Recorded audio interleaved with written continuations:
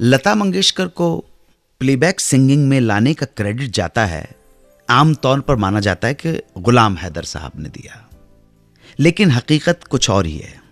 गुलाम हैदर ने लता मंगेशकर के करियर को आगे बढ़ाने में जरूर मदद की, लेकिन उन्हें प्लेबैक सिंगिंग का ब्रेक दिया, उन्हें प्लेबैक सिंगर बनाया उस हस्ती ने जिसका नाम था दत्ता डावजेकर।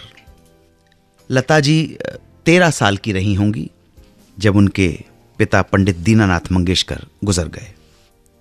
पंडित दीनानाथ मंगेशकर का जन्म 29 दिसंबर 1900 में हुआ था और तकरीबन 42 साल की उम्र में वो गुजर गए। तो बिल्कुल सही है, लता जी हैं 28 सितंबर 1929 की।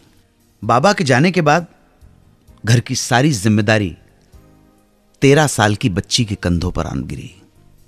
मां और एक भाई और 3 और बहनें, माई मदर, मीना, आशा, उषा, भाई हृदयनाथ घर में सबसे बड़ी थी और जिम्मेदार थी, तो सारा बोझ, सारी जिम्मेदारी इस नन्हे से कंधों पर। ऐसे में उन्हें सहारा दिया मास्टर विनायक ने। मास्टर विनायक यानी प्रसिद्ध अभिनेत्री और हीरोइन नंदा जी के पिताजी। तो मास्टर विनायक ने लता को अपनी फिल्म कंपनी में नौकरी पर रख लिया। लता ने उस कंपनी की मराठी फिल्म पहली मंगला गौर में एक्टिंग भी की, साथ में खुद पर फिल्माया एक गीत भी गाया।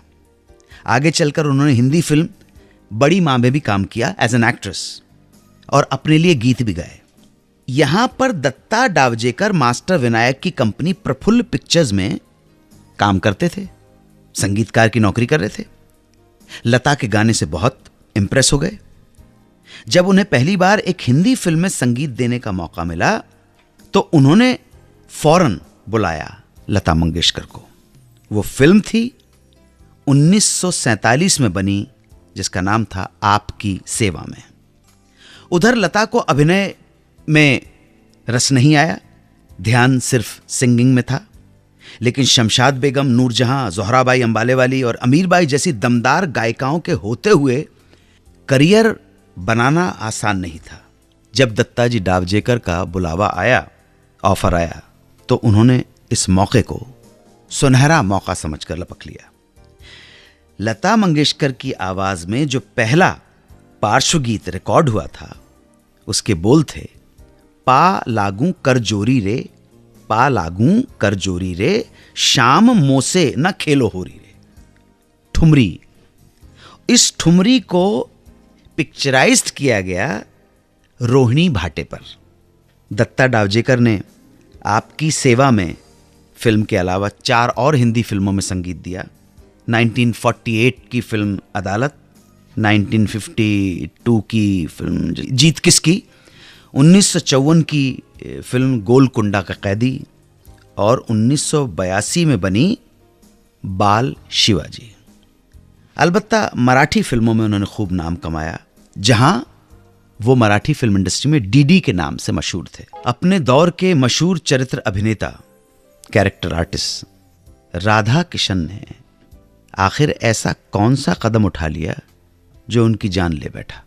ये किस्सा सुनाऊंगा आपको थोड़ी देर में। आप सुनते रहें सुहाना सफर विद अन्नू कपूर, सिर्फ 92.7 बिग एफएम पर। 92.7 बिग एफएम पर सुनते रहिए रेडियो का number 1 show Suhana suffer with Annu Kapoor.